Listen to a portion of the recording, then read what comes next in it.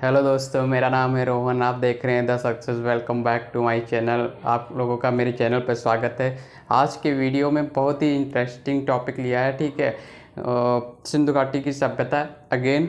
यहाँ पे पार्ट 2 है सिंधु घाटी सभ्यता का, जिसमें स्थलों के बारे में जानेंगे। बहुत ही इंटरेस्टिंग होने वाला है, ठीक है। आप हमारे साथ बने रहिए। बहुत ही इंटरेस्टिंग तरीके से इन सब चीज़ों को देखेंगे, कहाँ पे कौन सा स्थल है। और मेरे चैनल को सब्सक्राइब करिए, लाइक करिए, वीडियो को लोगों को शेयर करिए। आइए देखते हैं पार्ट 2। देखो, सबसे पहले तो यहाँ पे ये सब चीज़ें समझ लो, इसमें क्या क्या दर्शाया गया है। यहाँ पे इंडिया का मैप है सबसे पहले तो।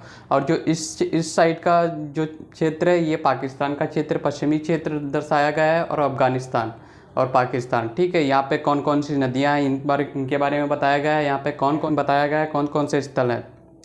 और इस साइड में भारत के बेसिकली बताए गए हैं, और भारत में कौन कौन से स्थल थे उनके बारे में बताया गया है। यहाँ पे डीप में डिस्कस किया गया है, और उनसे कैसे कैसे क्वेश्चन बनते हैं, सब हर एक चीज़ के बारे में डिस्कस किया गया है यहाँ पे। और यहाँ पे प्रदेश वाइज दर्शाया गया है। हम अफ़गानिस्तान से स्टार्ट करेंगे। उससे पहले मैं आप लोगों को एक चीज़ ये बता दूं कि यहाँ पे जो घाटी सभ्यता थी, कम से कम इसमें 1500 स्थल पाए गए हैं, जिसमें 1000 स्थल इंडिया में यानी भारत में है। और बाकी के स्थल जो जैसे अफ़गानिस्तान, पाकिस्तान वगैरह में 500 से करीब ऊपर से स्थल पाए गए हैं, ठीक है। तो सबके बारे में अध्ययन नहीं किया जा सकता, लेकिन जिनसे प्रश्न पूछे जाते हैं उनके बारे में ज़रूर अध्ययन करेंगे यहाँ पे। तो आइए देखते हैं। अफ़गानिस्तान में बेसिकली 2 स्थल आते हैं। कौन कौन से, मैं आपको बता देता हूँ। अफ़गानिस्तान में 2 स्थल आते हैं आपके, सूतुगोई और मुंडीकाग। ये 2 स्थल बहुत फेमस हैं, ठीक है। इनके बारे में बस पूछा जाता है, नाम पूछा जाता है बेसिकली, कि अफ़गानिस्तान में कौन कौन से स्थल पाए जाते हैं सिंधु घाटी सभ्यता के। तो सूतुगोई और मुंडीकाग, ठीक है, 2 स्थल हो गए। अब आते हैं यहाँ पे, जैसे यहाँ पे ये भारत का पंजाब है, ठीक है। और एक पंजाब यहाँ पे भी है जो कि पाकिस्तान में पड़ता है। ये पूर्वी पंजाब हो गया, ये पश्चिमी पंजाब हो गया, ठीक है।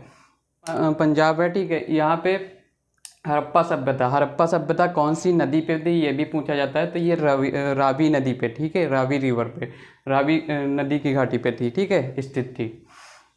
इसके बाद आते हैं पाकिस्तान का। अगर इस साइड में क्षेत्र बढ़ते हैं तो यहाँ पे ये सिंध क्षेत्र पड़ता है, और ये बलूचिस्तान पड़ता है, ठीक है। तो यहाँ पे कौन कौन सी सभ्यताएं थी, यहाँ पे देखो बेसिकली यहाँ पे मोहनजोदड़ो थी, मोहनजोदड़ो के बाद चंदोदड़ो थी, और कोटदीज थी, ठीक है। ये 3 सभ्यता सिंध के क्षेत्र में पड़ती हैं। उसके बाद इसके नीचे आते हैं तो बलूचिस्तान। कौन कौन से स्थल पाए जाते हैं बलूचिस्तान में, सुतका के डोर और डावरकोट और बालाकोट। ये 3 स्थल यहाँ पे भी पाए जाते हैं बलूचिस्तान में। और यहाँ पे नदियों की बात कर लेते हैं तो यहाँ पे रावी नदी है, ठीक है। यहाँ पे ये सिंध नदी यहाँ पे बहती है, ठीक है। और यहाँ पे मांडा है, ये जम्मू कश्मीर पड़ता है। ये चिनाब नदी पे स्थित है, ठीक है। ये जो मांडा स्थल है, ये चिनाब नदी पे स्थित है, ठीक है। तो आइए अब इंडिया के कुछ प्रमुख स्थलों के बारे में जानते हैं।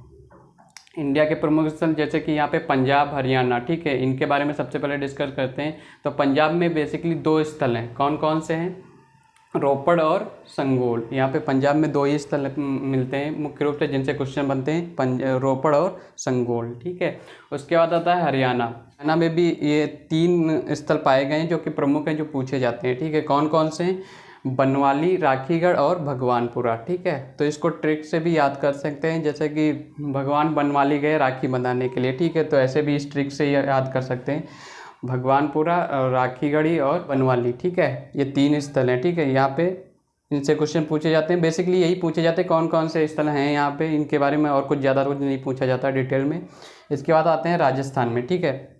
राजस्थान में 2 स्थल बहुत फेमस हैं, कालीबंगा और बालाथल, ठीक है। कालीबंगा से बेसिकली क्वेश्चन पूछा जाता है, कालीबंगा में ये काली चूड़ियाँ कहाँ पे पाई गई थी, तो ये कालीबंगा में। और जुते हुए खेत कहाँ पे पाए गए थे, तो ये कालीबंगा में, ठीक है। बालाथल स्थल, ये भी एक स्थल है यहाँ का।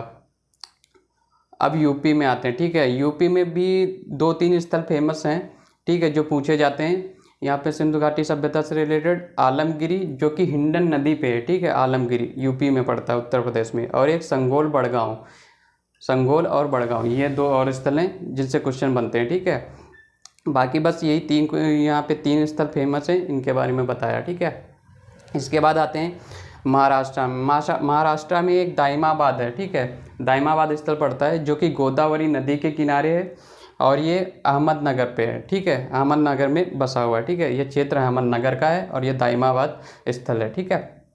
इसके बाद गुजरात आते हैं। गुजरात सबसे ज़्यादा गुजरात में ही स्थल पाए गए हैं सिंधु घाटी सभ्यता के स्थल।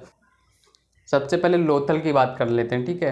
तो लोथल बहुत ही फेमस स्थल है। यहाँ पे जैसे कि व्यापारिक बंदरगाह वगैरह थे, ठीक है, और चावल के पहले सबसे पहले पाया गया था तो यहाँ पे लोथल में, ठीक है। फिर आता है धौलावीरा। धौलावीरा से भी कुछ क्वेश्चन बनते हैं। धौलावीरा अपनी नगरीय व्यवस्था के लिए जाना जाता था, ठीक है। यहाँ की नालियाँ वगैरह जो होती थी लकड़ी की बनी पाई गई हैं, ठीक है, इसके लिए ये धौलावीरा फेमस था। और सूटकोटरा में जैसे कि मैंने एक वीडियो में बताया था जिसमें 5 फैक्ट्स बताए थे। सूटकोटरा में ये घोड़े के अवशेष मिले हैं, ठीक है, घोड़े के पैर के अवशेष मिले, ठीक है। रंगपुर आता है यहाँ पे, भगत राव और रोजदी, ये इतने सारे स्थल हैं जो कि गुजरात में पाए गए हैं, ठीक है। इससे भी और ज़्यादा स्थल हैं लेकिन ये फेमस स्थल हैं जिनके बारे में डिस्कस कर रहा हूँ। तो कहते हैं इंडिया में सबसे ज़्यादा स्थल कौन से प्रदेश से पाए गए हैं, तो ये गुजरात से, ठीक है, गुजरात में ही सबसे ज़्यादा स्थल पाए गए हैं सिंधु घाटी सभ्यता के, ठीक है।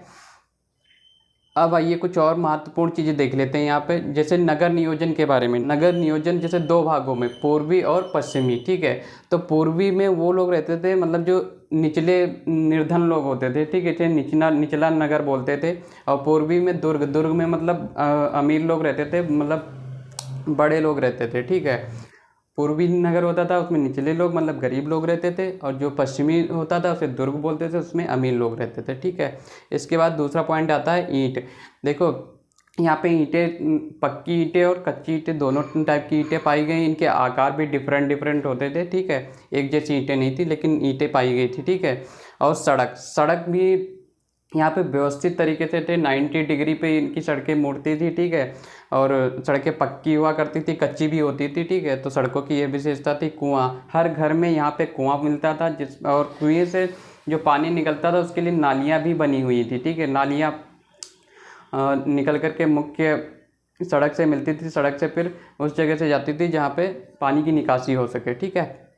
फिर शौचालयों की व्यवस्था की गई थी। शौचालयों की व्यवस्था ऐसे की गई थी जैसे भवन टाइप के बने होते, ठीक है, बड़े बड़े, वहाँ पे शौचालय बने थे, वहाँ पे शौचालय के लिए लोग जाते थे, ठीक है। फिर आते हैं दरवाजे। यहाँ पे दरवाज़ों की बहुत बड़ी विशेषता है। दरवाजे जैसे कि मेन रास्ते की तरफ दरवाजे सभी के खुलते हैं, ठीक है, लेकिन इस सभ्यता की खास बात है दरवाजे जो होते थे पीछे की तरफ खुलते थे। जैसे कि ये मकान बना है, ठीक है, ये मेन रोड है, ठीक है, मेन सड़क है, लेकिन दरवाजे यहाँ पीछे की तरफ खुलते थे, ठीक है। ये इसकी खास विशेषता थी इस सभ्यता की। लेकिन जो लोथल है, ठीक है, लोथल है, वहाँ पे दरवाजे आगे की तरफ ही खुलते थे बस, ठीक है। तो ये क्वेश्चंस भी पूछे जाते हैं कि दरवाजे सड़क की तरफ खुलता था कि पीछे की तरफ खुलता था, ये क्वेश्चन पूछे जाते तो पीछे की तरफ खुलते थे, ठीक है। फिर आता है सामूहिक भवन, और यहाँ पे सामूहिक भवन भी बने हुए होते थे जहाँ पे लोग चर्चाएँ करते थे, ठीक है, और फैसले लेते थे, ठीक है। तो यहाँ पे सामूहिक भवन भी बने हुए होते थे। कुछ यहाँ पे मैंने एक चित्र बनाया जैसे कि यहाँ की रोडें कैसे बनी होती थी, ठीक है। तो ये रोडें ऐसे, ये ग्रिड पद्धति को अपनाते थे अपने भवनों का निर्माण करने के लिए। चारों तरफ रोड होती थी, बीच में मकान होते थे, ठीक है, और रोड के साइड में भी मकान होते थे, ठीक है। इसे ग्रिड पद्धति कहते हैं। और ये रोडें 90 डिग्री पर एक दूसरे को काटती थी, ठीक है। तो इस तरीके से ये पार्ट 2 कंप्लीट कर दिया है मैंने। स्थलों के बारे में बता दिया है, ठीक है। ये बेसिकली उन स्थलों के बारे में बताया जहाँ से ज़्यादा क्वेश्चंस पूछे जाते हैं, चूँकि आपको थोड़ा मतलब कंजेस्टेड लगा होगा क्योंकि मेरा बोर्ड थोड़ा छोटा है, ठीक है। तो इसीलिए आपके सपोर्ट की ज़रूरत है। अगर आपका सपोर्ट रहेगा तो मेरा बोर्ड भी बड़ा हो जाएगा, आपको और अच्छे से समझा सकेंगे हम।